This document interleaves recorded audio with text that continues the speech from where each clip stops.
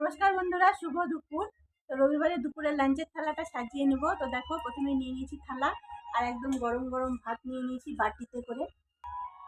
নিয়ে নিয়েছি লেবু, লঙ্কা, স্যালাডে নিয়ে নিয়েছি গোল গোল করে পেঁয়াজ, যেটা আমি রোজ খাই, তোমরা সবাই জানো। আর এই পাশে নিয়ে নিয়েছি বেগুন সুন্দরী, আলু ভেজে নিয়েছি। তো সবাই আজকে মাংস খাবে, কিন্তু আমরা তো কালকেই খেয়ে নিয়েছি, তো আজকে এই জন্য করে নিয়েছি মাছের ঝাল। এটা ভোলা মাছ, ভোলা মাছের ঝাল।